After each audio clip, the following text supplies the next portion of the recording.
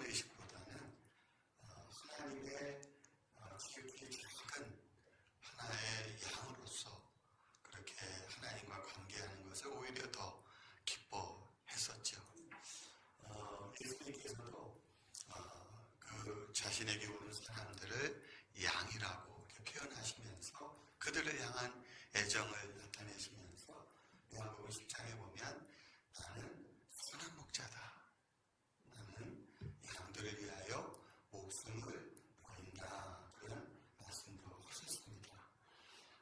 그렇게 보면 여러분과 저도 하나님의 시선에서는 양입니다. 우리 옆에 양에게 한번 인사하십시다. 네, 우리가 생각하는 양은 귀여운 동물, 또 참 그 주인과 아주 가까운 그런 동물로 이제 여겨집니다. 그런데 성경이 양으로 표현하는 것이 저는 어떤 특별한 이유가 있을까? 물론 그 이스라엘 유대인들은 그 시대에는 양을 많이 쳤습니다. 그래서 아마 이 양이 어떤 존재인지를 우리보다 더 잘 그 의미가 돌아왔을 겁니다. 그런데 오늘 예수님은 다시 한번 이 마가복음 상황에서 많은 이들이 모여왔는데 그들을 보면서 참 마음이 이렇게 씁쓸하고 또 정말 그들을 애처로운 눈으로 바라보면서 뭐라고 표현을 하셨냐면 그들이 목자가 없는 양 같다. 그런 마음을 가지셨어요. 그 많은 무리들 왔는데 참 힘없어 보이고 또 뭐 굶주려 보이기도 하고 또 나라적으로 보면 한 나라가 주권이 없는 그런 다른 나라의 통치 아래에 있고 또 여러 면에서 예수님 볼 때 이 무리들을 보니 참 목자 없는 양 같구나 그런 말씀을 하셨어요. 그런데 아마 예수님의 마음속의 표현이에요. 근데 정작 그들에게 당신들은 보니까 꼭 목자 없는 양 같아 그랬다면 정작 그들은 기분이 안 좋았을 거예요. 왜냐하면 그들은 과거 모세 아니 아브라함 때부터 무슨 생각을 갖고 있었냐면 우리는 특별하다. 우리는 하나님의 택한 백성이다. 그런 의식이 있었어요. 그래서 나라가 작든 어떻든 늘 하나님의 특별한 관심과 어찌 보면 특혜를 입은 민족이거든요. 그런데 그들에게 너희들은 목자 없는 양이다. 그러면 굉장히 기분 나쁜 거죠. 근데 실제로 과거 이스라엘의 역사 속에도 하나님도 그래요. 하나님도 너희들은 참 주인 없는 그런 짐승 같구나. 그런 표현을 많이 쓰셨어요. 우리 이사야 말씀을 화면으로 같이 볼까요? 2절부터 4절입니다. 우리 같이 읽으십시다. 시작. 하늘이여 들으라. 땅이여 귀를 기울여라. 여호와께서 말씀하신다. 내가 그들 자식들이 나를 거역하였다. 서로 자기 주인을 알고 나귀도 자기 주인의 구유를 알건만은 이스라엘은 알지 못하고 내 백성은 깨닫지 못하는구나. 슬프다. 범죄한 나라여 부패하고 악한 백성이여 너희가 여호와를 저버리고 이스라엘의 거룩하신 하나님을 배신하였도다. 목자가 없는 양은 분명 아니죠. 그들에게는 여호와 하나님이 분명히 계셨어요. 그런데 오늘 말씀처럼 그들이 목자이신 하나님에게서 멀어져 버린 거예요. 외면한 거예요. 등을 지고 사는 거예요. 한마디로 목자를 잃어버린 양이 되는 거예요. 그래서 이 이사야 말씀 바로 이어서 한 말이 뭐냐면 너희들이 예배를 드리는데 너무 형식적이다. 죽은 예배라는 거예요. 그리고 너희들이 재물을 많이 가져오는데 그 재물들을 같이 살펴보면 눈물 온전한 예물이 아닌 거예요. 가증스럽다. 그들이 1년 중에 어떤 절기로 참 잘 지켰어요. 시간을 지키고 날짜를 지켜가면서. 그런데 하나님은 그 절기를 지키는 그들을 향해 내가 더 이상 그것을 받을 수 없다 하면서 굉장히 실망하셨어요. 왜냐하면 그들이 입으로는 하나님 앞에서는 주여 주여 하지만은 그들의 손에는 이웃을 해치는 피가 묻어 있고 이웃을 향한 마음의 미움이 가득한 것을 그렇게 표현한 거예요. 여러분, 어쩌면 그 당시 이스라엘 사람들 또 지금 이 성경 마가복음 6장의 시대나 2024년 1월 21일 오늘 우리들도 비슷할지 몰라요. 우리가 스스로는 모르는 거예요. 내가 양이지, 나에게 목자는 여호와지, 예수님이지. 우리는 그렇게 생각은 하지만 그러나 실질적 의미에서 우리 자신도 목자를 잃어버린 양일 수 있다는 거예요. 근데 우리는 몰라요. 그 사실을 우리 스스로는 모르고 있는 거예요. 모르지만 하나님은 아시겠죠. 목자는 아실 거예요. 근데 그들의 모습 속에서 주님이 이제 그들의 모습을 보신 거니까요. 모습 속에서 목자를 잃어버린 존재라는 것을 알 수 있어요. 그들이 하나님을 더 이상 사랑하지 않고 이웃을 사랑하지 않는 그런 모습 속에서 목자를 잃어버린 양이구나. 목자와 관계없이 존재하는 이들이구나 라고 주님이 보았던 거예요. 여러분, 우리가 인간으로서 이 땅을 살아가고 있지 않습니까? 우리들에게 정말 중요한 게 뭡니까? 잘 먹고 잘 살고 그런 걸까요? 여러분, 잘 먹고 잘 살면 아무 문제가 없는 사람입니까? 그렇지 않죠. 양이 잘 먹습니다. 또 양이 살이 건강하게 도질도질 쪄 있습니다. 그러면 아무 문제 없는 겁니까? 아니에요. 양은 목자 없이는 존재가 불가능한 거예요. 스스로 먹이 섭취를 못합니다. 어디에 뭐가 있는지 모르거든요. 또 스스로를 안전하게 지킬 수도 없습니다. 양은 한번 따라합시다. 양은 목자가 있어야 삽니다. 목자가 있어야 사는 게 양이에요. 아멘. 예.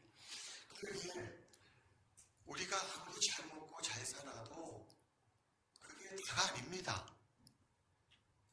우리에게는 목자와의 관계가 너무 중요합니다. 하나님과의 관계가 너무 중요합니다. 예. 교회 목사님은 그런 의미로 보면 작은 목자죠. 작은 목자. 양에게 목자는 절대적입니다. 그런 것처럼 우리 인간에게 우리 영혼의 목자이신 하나님과의 관계가 멀어졌다는 것은 이것은 결코 작은 일이 아닙니다. 당장은 목자가 어디 있는지 보이지도 않고 내가 지금 목자가 원하는 인생의 길을 가는지 몰라도 당장은 굶지 않으니까 큰 문제를 못 느낄 수 있어요. 그러나 여러분, 어떤 위험과 어떤 어려움들이 우리 앞에 펼쳐질지 모릅니다. 우리는 목자 없이 해결할 수 없습니다. 할렐루야. 그래서 우리에게서 구원은 바로 우리의 영혼의 목자와 바른 관계 안으로 들어가는 겁니다. 아멘. 예, 바른 관계. 여러분, 어거스틴이 그런 말을 했어요. 인간은 하나님을 수 없고 행복할 수 없다 그랬어요. 목자 없는 양, 아무리 자기가 잘한 것 같고 들판을 뛰어다녀도 여러분 늑대가 나타나고 곰이 나타나고 사자가 나타나면 끝나는 거예요. 우리도 똑같지 않을까요? 우리가 지금 아무리 잘나가고 정말 대단해요. 여러분 우리의 삶에 사자가 나타나고 우리 인생에 늑대와 같은 문제가 벌어지고 그러면 우리는 그 순간 끝나는 거예요. 여러분 어떠세요? 여러분은 지금 삶이 목사의 영향에 있는 그런 삶입니까? 아니면 목자 없는 양과 같은 삶입니까? 불안합니까? 평안하지 않습니까? 행복하지 않습니까? 그게 다른 문제입니까? 내가 돈을 못 벌어 겪는 문제입니까? 아니에요. 양은 목자 안에 있으면 목자가 그의 길을 인도합니다. 또 먹이시고요, 키우시고요, 또 예수님 말씀처럼 선한 목자는 양을 위해 목숨을 내놓습니다. 할렐루야. 여러분 우리는 목자의 큰 안에 거하시기를 축복합니다. 예수님 떠나서는 우리 인생에 쉼은 없습니다. 목자를 떠나서 우리의 삶에 평안도 없고 행복도 불가능합니다. 하나님 위해서 행복합시다.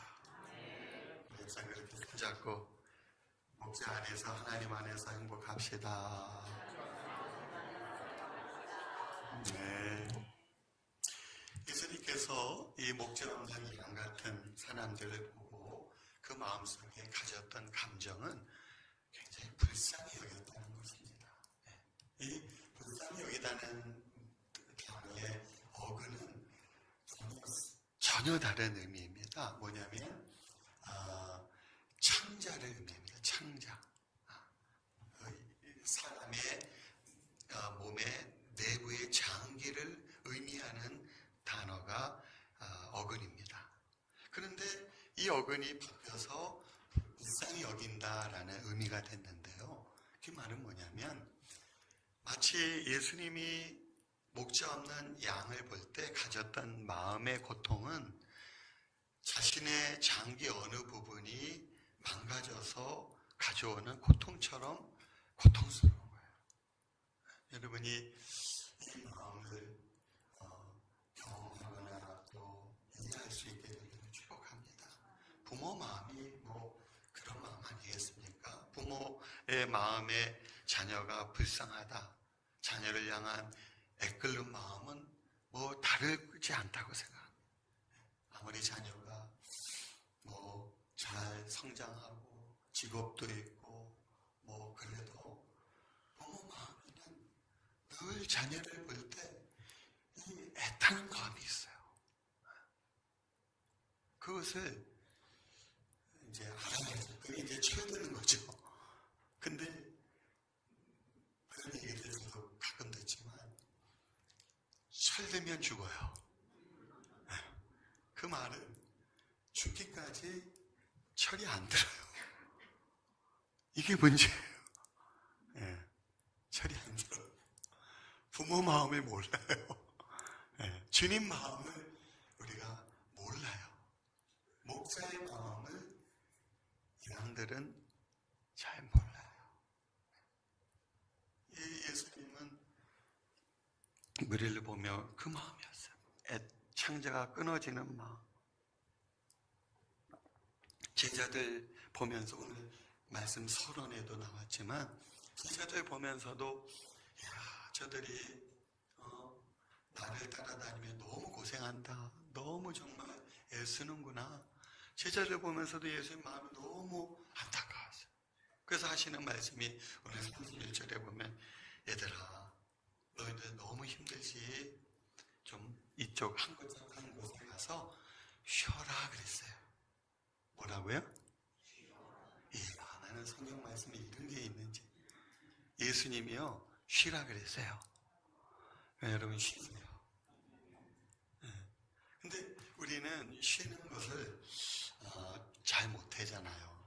특별히 우리 대한민국 사람들은 얼마나 부지런한지 쉬는 것을 굉장히 게으른 걸로 생각해. 책임 없는 무책임한 사람처럼 생각해서 쉬는 것을 나쁜 것처럼 생각한단 말이에요. 하나님에게 있어서 이 안식이라는 것은 하나님이 디자인하신 하나님의 마음이에요. 왜 그렇습니까? 여러분, 이 안식은요, 하나님 마음인데, 그것은 사람을 기계화하지 않아요. 기계로 보는 게 아니에요. 사람을 상품화하고, 내가 너에게 돈을 줬으니까 너 받은 만큼 일하라는 그런 상품으로 사용하는 거예요. 사람을 도구화하지 않는다는 의미예요. 하나님은, 이 세상은 그렇지라도, 하나님은 우리를 도구화하지 않아요. 하나님은 우리를 대상화하지 않아요. 마치 너는 이것을 해야 돼. 그러니까 싫어? 너 그러면 안 돼. 그런 게 아니에요. 하나님 인격적으로 우리를 바라보고 계시는 거예요. 우리의 쉰다는 것은 그러면 우리 입장에서는 그것은 굉장히 자기 자신을 이해하는 겸손한 거예요. 내가 얼마나 약한 존재인지를 인정하고 받아들이는 게 쉬는 거예요. 그럼 쉬지 않은 것은 뭐예요? 자기 자신에 대해서 과대평가하는 거예요. 나는 쉬지 않아도 나는 끄떡하지 않아. 그런 자기 자신을 너무 과대평가하는. 예수님조차도 성경에 보면 쉬세요. 한적한 곳으로 가서 쉬어요. 그래서 힘을 얻고 재충전되고 더 어떤 많은 사역도 할 수 있는 거예요. 여러분 힘을 기를 바랍니다. 쉬는 사람 보고 나쁜 사람, 무책임한 사람, 돈 받고 일도 안 하는 그런 직원들 그렇게 보면 안 됩니다. 사장님들이 아멘 하셔야 되나요? 쉬고 있는 사람들이 마치 실패한 것처럼 보면 안 됩니다. 네, 하나님은 안식일, 안식년, 희년 이걸 통해서 우리에게 쉼을 보장해 주셨어요. 아멘. 네, 여러분 어떻게 들으신지 모르지만 정말 여러분의 삶에 이 멈춤이 필요합니다. 스탑 버튼을 눌러야 돼. 그렇지 않으면 목표를 너무 목표지향적으로 이렇게 가야 돼. 그리스도인이 이렇게 살아야 돼. 그러면요 그렇게 살 수 있어요.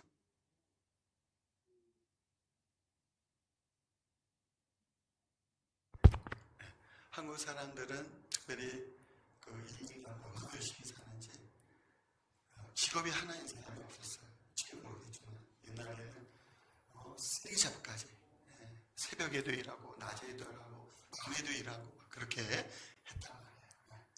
그래서 많은 것을 입었어요. 뭐 지도장만 하고 차례장만 하고 뭐 어떤 직업적 성과 뭐 사회적 어떤 수준에 도달한단 말이에요. 그런데 멈춤이 없는 거예요. 목표만 있는 거예요. 그러니까 거기에 앞뒤 안 가리고 그냥 좌우 안 살피고 가긴 갔거든요. 가고 보니까 자기 혼자만 남은 거예요. 가족들마저 그런 목표지향적 사람에 대해서 지쳐버린 거예요.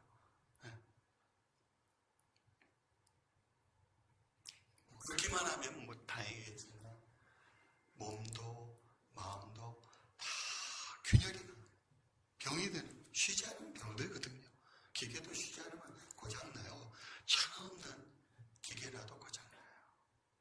여러분 그래서 우리 자신을 돌아봐요. 그래서 기독교는 안식은 하나님이 성찰을 위해서 주신 거예요. 한번 따라하십시다. 안식은 성찰하는 겁니다. 내가 지나온 발자취를 돌아보는 거예요. 어떻게 살았나? 뭘 잘했고 뭘 잘못했고 이렇게 하는 동안에 내가 놓친 건 뭔가 돌아보는 성찰하는, 기독교는 성찰하는 종교예요. 내 목표를 위해서 하나님 이거 안 도와주면 나 삐집니다, 그렇게 하는 협박하는 종교가 아니라 주님 안에서 나의 삶을 돌아봐요. 잘한 것도 있죠. 그러나 놓친 것도 많고, 내가 너무 오해한 것도 많고, 내가 너무 나쁘게 처신한 것도 있고 많아요. 돌아봐야 돼. 멈춰야 돼. 여러분, 우리나라는요 너무 좋은 나라예요. 건강보험제도가 잘 돼 있어서 건강검진 안 받으면 계속 문자가 와요. 이번 대장암 검사에 해당되십니다. 올해가 가기 전에 꼭 받으세요. 공짜로 해준대. 그것도 꼭 받으래. 안 받으면 받을 때까지 문자가 와. 이런 나라 세상에 어디 있어요? 근데 안 돌아봐. 우리는 난 안 해도 돼. 나는 건강해. 굉장히 자기 자신에 대해서 과한 생각들을 갖고 살아요. 슈퍼맨 되는 것처럼 어마어마한 영웅적 자기 자신이 그런 사람인 것처럼 생각해. 막 총 몇 방 맞아도 주인공은 죽어야 안 죽어요? 하면서 다시 일어나요. 죄송해요. 다 뻥이에요. 우리는 슈퍼맨이 아니에요. 우리는 영웅도 아니에요. 우리는 굉장히 연약한 양이에요. 아멘. 쉬어야 돼. 돌아봐야 돼. 내 걸어온 길, 앞으로 갈 길 돌아봐야 돼. 멈춰야 돼. 안 그러고 있다가 어느 순간에 딱 갔는데 그때 뻥 터지는 거예요. 그럼 수습이 안 돼. 너무 오랫동안 길이 어긋났던 거예요. 너무 오랫동안 내 삶이 무너져 왔던 거예요. 그게 터지는 순간은 너무 큰 거예요. 그래서는 우리 교우들은 이 주의를 안식일로 생각할 수 있기를 바라요. 내 삶의 성찰의 시간이 되기를 축복해요. 예수님이 그 큰 무리를 보고 참 불쌍히 여기셨거든요. 그리고 하신 일이 뭐냐면 가르치신 거예요. 그들을 가르치셨다. 예수님이 뭘 가르쳤을까? 여러분 한번 생각해 보십시오. 삶과 죽음의 문제, 또 구원과 심판의 문제, 어떤 미래의 문제, 그런 가장 굵직굵직한 그런 것만 가르치셨을까요? 물론 그것도 말씀하셨을 거예요. 그러나 우리가 살아가면서 우리가 정상적인 인간이라면 우리는 참 고민을 많이 해요. 우리 안에는 더 이렇게 의문점이 생겨요. 나는 누구지? 나는 어디서 와서 어디로 가는지, 무엇을 위해 살아야 되는지, 인간에게 고통이라는 것은 왜 있는 건지, 질병은 왜 생기고 어떻게 나올 수 있는지, 싫어하는 사람과 어떻게 그들을 용서하고 좋은 관계를 가질지, 삶은 어떻게 풍요로워지는지, 자녀는 어떻게 키워야 되는지, 또 어떻게 하면 행복한 삶이 될 수 있는지, 우리는 궁금한 게 너무 많아요. 그 인간은 질문하는 존재예요. 할렐루야. 그래서 이런 교회 오셔서 물론 지금은 일방적으로 설교 말씀을 들어야 되지만 여러분 안에 그런 질문들을 가지고 이 예배에 임하시면 더 좋을 거라고 생각해요. 하나님 말씀 속에서 내가 고민하던 인생에 답이 있거든요. 아멘. 저는 설교를 하는 설교자인데 하나님은 설교자를 왜 세웠을까? 하나님은 설교자를 통해 여러분의 삶에 답을 주시는 거예요. 아멘. 근데 여러분이 그런 궁금증을 가지고 어떤 마음의 소망을 가지고 설교를 들을 수 있기를 축복해요. 아무튼 여러분, 우리는 또 영적인 존재입니다. 사람이 영적인 물음에 대한 답이 없으면요 굉장히 방황하게 돼 있어요. 우리는 다 영적 존재예요. 뭐 잘 먹고 잘 사면 아니에요. 잘 먹어도 안 돼요. 좋은 데 가도 안 돼요. 우리 영혼의 질문에 답이 있어야 돼요.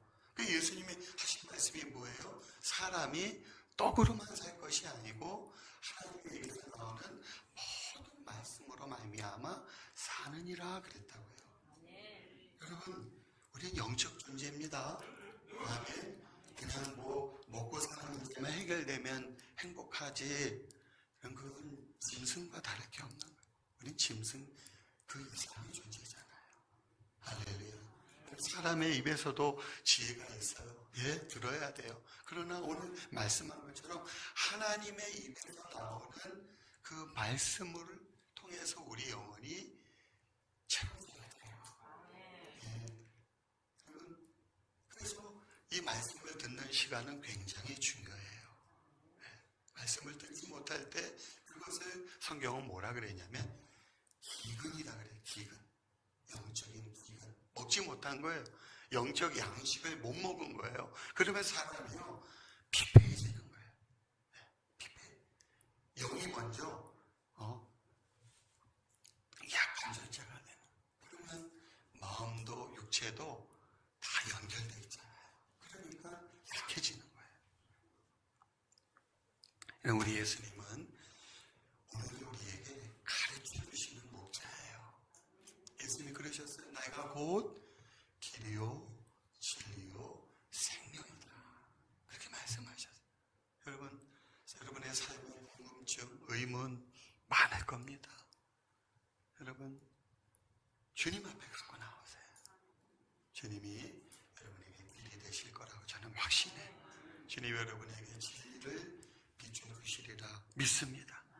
그럴 때 그게 우리에게 구원이에요. 진리를 알지니 진리가 너희를 자유케 하리라. 그 진리를 모르는 사람은 계속 헤매요. 길이 아닌 곳으로만 찾아다녀요. 그러나 주님께 나와서 주님, 내 이런 삶의 이런 부분에 대해 주님 나에게 가르쳐 주십시오. 나를 구원해 주십시오. 그럴 때 진리가, 주님으로부터 오는 진리가 우리를 구원하는 거예요. 그 자유를 얻어요. 그래서 말하는 자유가 구원이 구원. 방황하지 않는 거예요. 할렐루야. 여러분들 배우는 자가 됩시다. 예수님께 배우는 자가 돼요. 네. 교육 오래 다녀서 목사님 이제 설교 제목만 보고 본문만 봐도 목사님 무슨 설교할지 다 압니다. 전에 우리 교회 전에 교회 갔더니 어느 장로님이 그런 얘기를 하세요. 그런 얘기 하니까 그분 앞에 할 얘기가 없어져요. 그래도 우리 배웁시다. 네. 배웁시다. 예수님이 이제 그렇게 가르치는 일을 불쌍히 여기고 하셨는데 그 시간이 얼마나 길어졌던지 해가 뉘엿뉘엿 저물어 가고 있었어요. 그 사람들이 다 배가 고프게 된 거예요. 그 문제는 제자들이 볼 때 먼저 얘기한 거예요. 예수님, 이 사람들 말입니다. 집에 보내서 먹게 합시다. 그렇게 말했더니 우리에게는 돈이 없습니다. 또 우리에게 이들을 먹일 만한 양식이 없습니다. 그러니 많이 보내세요. 남자만 5,000명이라 그랬으니 얼마나 많은 사람들이 있었겠어요. 그들을 보냅시다. 그래서 식사 해결을 합시다. 그랬거든요.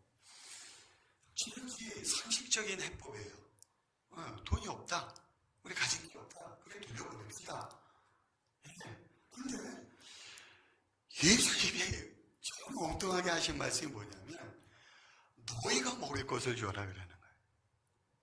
제자들은 없다고 그랬는데 제자들에게 너네들이 먹을 것을 저들에게 주라 그러신 거예요. 예수님이 사정을 모르는 건가? 그건 아니에요. 이 의미는 예수님 마음이 표현된 거예요. 나는 저들을 먹이기 원한다.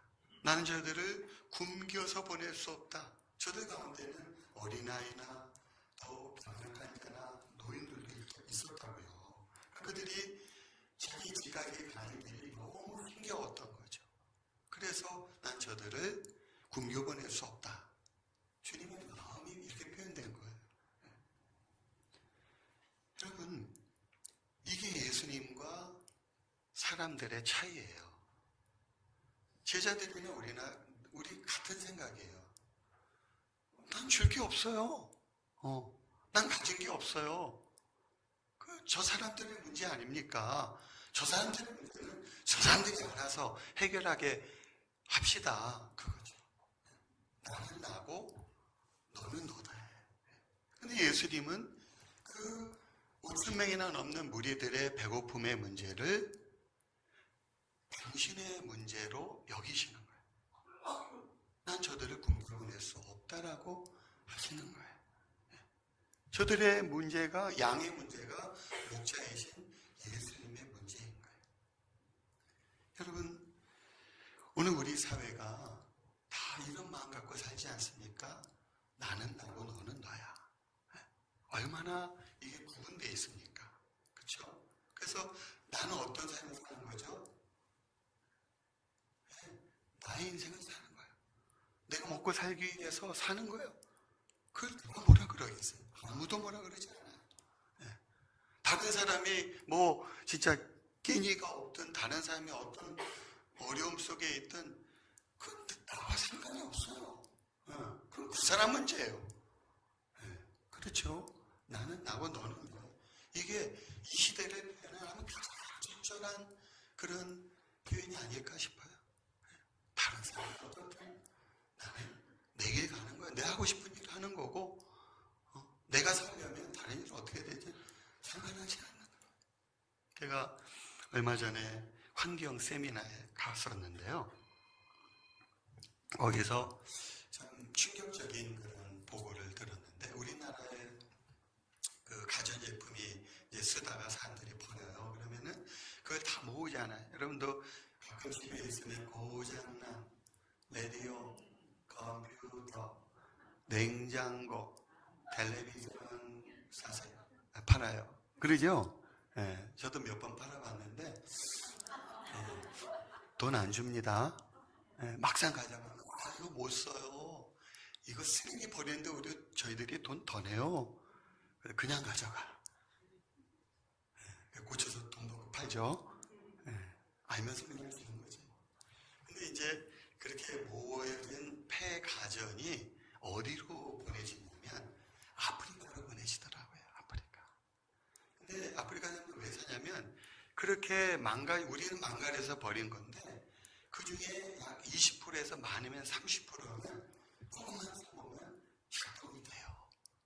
그 20% 30% 때문에 그 어마어마한 버려진 폐 가전을 그들이 수입하는 거예요. 그래서 20% 30% 다시 고쳐가지고 팔아서 이윤을 얻고 나머지 70%에서 80%는 거기서 버려야 돼요.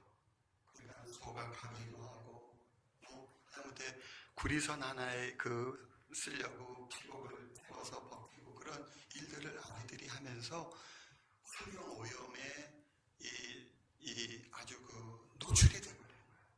병든 거예요. 근데 우리 생각에는 그러죠. 아니 그러면 우리가 팔 때 제대로 된 것만 팔면 되지 않느냐. 근데 그 사람들이 그러는 거예요. 한국에서 그렇지 않는다.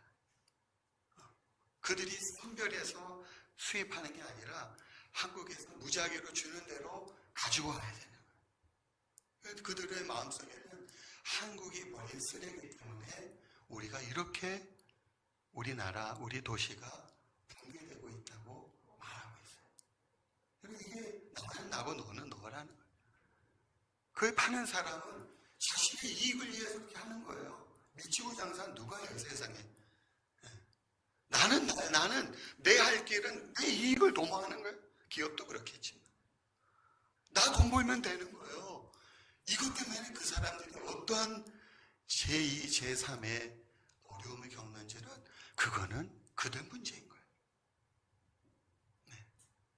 그러나 우리 주님이 보여주신 우리 목자의 마음은 그게 아닌 거예요. 그런 철저한 개인주의, 이기주의 마음, 그거 주님 마음이 아니에요. 주님 그거 원하지 않아요. 싫어하세요. 이 시대의 폭력, 테러, 전쟁, 결국은 그들 마음에 나는 너는 너라는 어떤 집단적, 사회적, 민족적 이기주의가 다 있는 거예요. 내 나라 위해서 다른 나라 침공하고 죽이고 수만 명이 죽어요. 대부분은 어린아이, 50%, 사망자의 50%. 우리 얼마나 끔찍한 마음을 가지고 살면서도 이게 아무렇지 않은 것처럼 살아가는. 너는 너고 나는 나야. 너 사정 내가 할 거 없어. 나는 내 하고 싶은 대로 할 거야. 여러분 이거는요 구원받은 자가 가질 마음이 아니에요. 아멘. 주님의 마음을 가지셔야 돼. 이제 선거철이 다가오니까 너무 또 첨예화 되고 있어요. 나는 살고 너는 살든 말든이 아니라 나는 살고 너는 죽어라. 비방하고 이치하는 이야기들을 만들고 얼마나 첨예화되는지 여러분 그 구원받지 못한 이 사회의 모습이에요. 여러분 구원은 그런 게 아니에요. 구원은 하나님과도 화해하는 거지만 이웃과도 화해하는 거예요.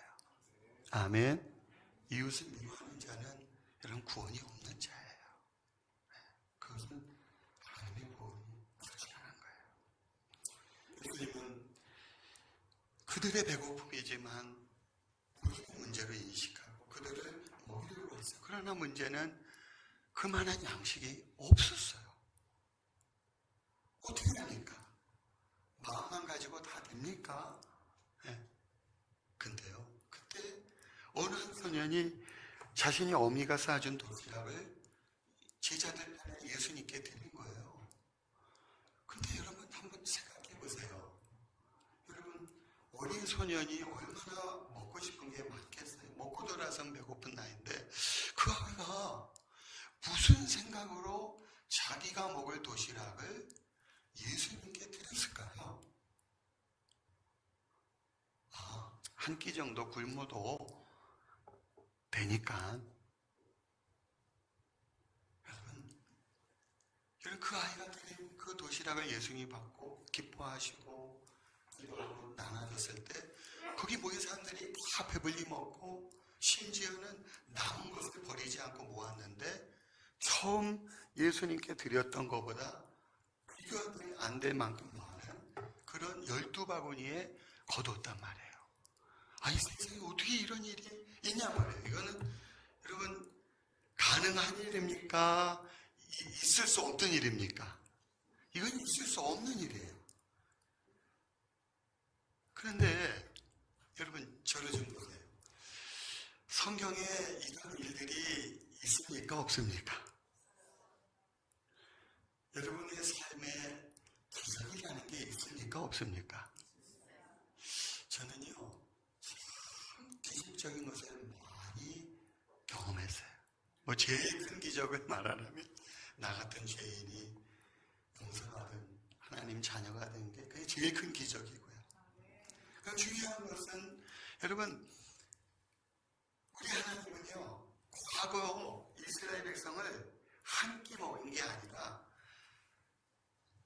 60만이나 그랬는데 장정만 40년을 먹이셨어요. 우리 하나님이 그들의 광야 시절의 목자가 되셨어요. 그리고 예수님은 이 들판에 모여진 남자만 5,000명을 어떤 기적이든 먹이셨어요. 그럼 이게 지금 우리에게 무엇을 말씀하고 있는지 그것을 좀 알 수 있기를 바라요. 여러분 우리가 따르고 믿고 신뢰하는 우리의 목자는 너무나도 가까이 계신 그런 친근한 목자이시지만 또 한편으로 우리의 목자는 초월적인 하나님이세요. 아멘. 그 제자들의 입장에서 우리가 가진 게 없습니다. 우리는 그런 양식도 없고 돈도 없습니다. 그리고 우리는 못합니다. 그렇지만 예수님은 그 작은 어린이가 가져온 그 기적의 씨앗과 같은 재료로 5천 명을 먹일 수 있는, 그보다 더 많은 것들을 남길 수 있는 초월적인 하나님이세요. 우리가 신앙생활하다 보면 가끔 이걸 놓쳐버려요. 예수님 좋은 분이에요. 날 너무 사랑하는 분이야. 날 위로하시는 분이야. 그런 내 곁에 내재적인 그리스도만을 그려본단 말이에요. 그래서 여러분, 우리 하나님은, 우리 예수님은요, 능력의 목자이세요. 네. 그것을 여러분 잊으시면 안 돼요. 우리 옆 사람 손 꼭 잡고, 우리는 약해도 주님은 능치 못함이 없습니다. 신앙은요, 정말 신비와 기적을 빼면 성경에서, 두꺼운 성경인데 여기서 상식적이지 않은 거 다 뺍시다. 그럼 여러 장을 막 찢어버려야 돼. 그리고 여기 기적과 같은 이야기들 다 지워버립시다. 그러면 또 수많은 성경의 페이지들이 사라져야 돼. 사람들은 그러고 싶을 거예요. 그러나 여러분이나 제가 경험한 기독교는 신비의 종교예요. 우리의 삶은 여러분 그렇게 안 봐서 그렇지 너무나도 많은 기적으로 가득 차 있어요. 우리의 목자는 물 위를 걸어서라도 곤란에 빠진 제자들을 찾아가시는 분이에요.